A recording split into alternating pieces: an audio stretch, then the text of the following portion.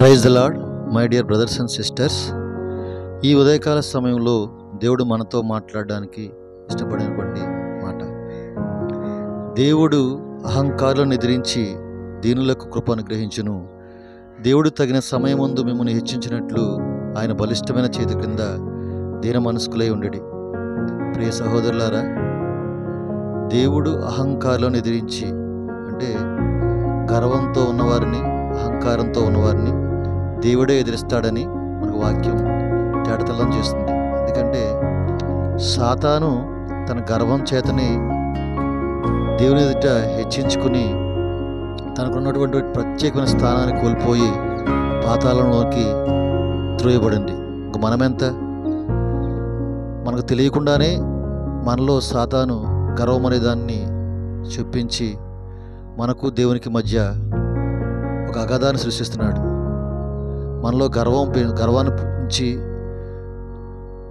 మన నాశనాన్ని మనమే తెచ్చుకునేలాగా చేస్తున్నాడు. ఎందుకంటే నాశనానికి ముందు గర్వం నడుస్తుంది, దేవుని వాక్యం సెలవిస్తుంది.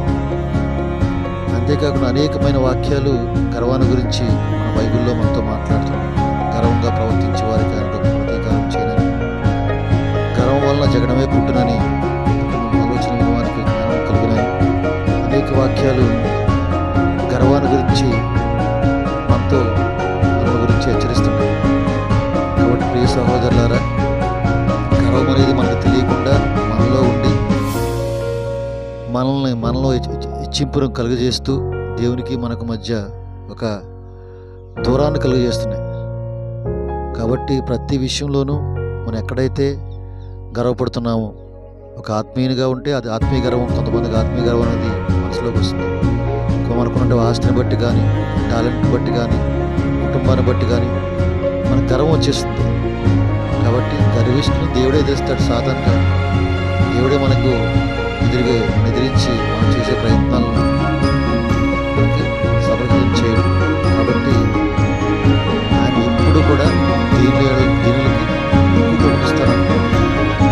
చేత దేవుడు అహంకారం ఎదిరించి దీన్ని ఎదిరించి దీనిలో పంపిస్తానని మనకి యాకోబు పత్రికలో కూడా రాయబడి ఉంటుంది.